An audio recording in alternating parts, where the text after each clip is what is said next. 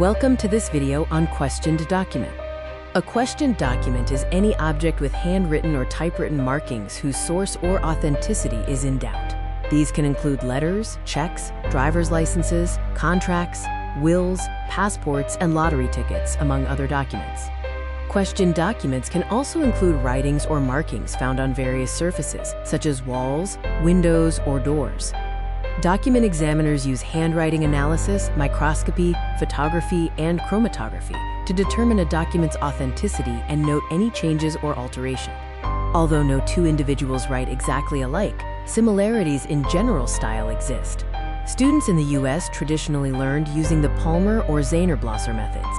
Here you can see examples of the Palmer method and the Zaner-Blosser method for handwriting.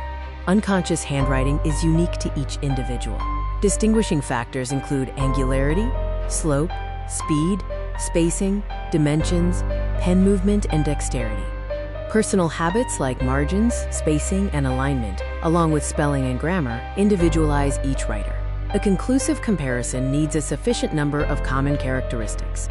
Circumstances that may prevent a positive conclusion include an insufficient number of known samples or writing disguised by the writer.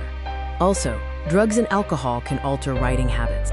Known writing samples or exemplars for comparison should resemble the questioned document, contain similar words and letter combinations, show the range of natural variations, and be recent, ideally within 2 to 3 years. When known exemplars are unavailable, investigators may request a voluntary submittal. To minimize deception, they can require several pages of dictated writing, allow the writer to sit comfortably, furnish similar materials, and give no instructions on grammar or punctuation. Document examiners often encounter various mechanical devices and machines, such as computers, typewriters, copiers, printers, and fax machines for typescript comparisons. The most common way to alter a document is through erasure, using a rubber eraser or chemicals. These changes are visible under a microscope using direct or side lighting. Examiners often use infrared luminescence. When some inks are exposed to blue-green light, they re-radiate infrared light, making alterations visible on infrared-sensitive film. This can also reveal erased writing. Infrared luminescence helps to restore damaged documents. In the images, you can see how this technique restores a water-damaged letter. Obliteration is the act of blotting or smearing over writing or printing to make the original unreadable. Infrared photography can sometimes reveal the contents of a charred document. Indented writings are impressions left on papers positioned underneath the written document.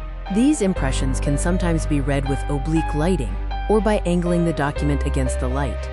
An electrostatic charge can be applied to the indented document and then layered with toner powder to produce an image of the indentations. Thin layer chromatography compares the chemical composition of the ink in different documents. Using a blunt tip needle, ink is extracted and analyzed. Usually, 10 plugs are sufficient.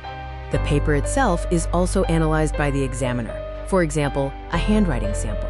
Paper can vary by appearance, color, weight, and watermarks. Watermarks can be either true or fake.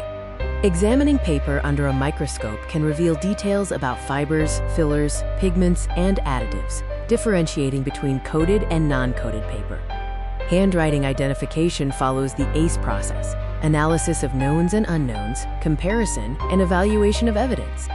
In this story about crazy criminals, a teller convinced a bank robber to sign his full name and address for the money, which led to his arrest.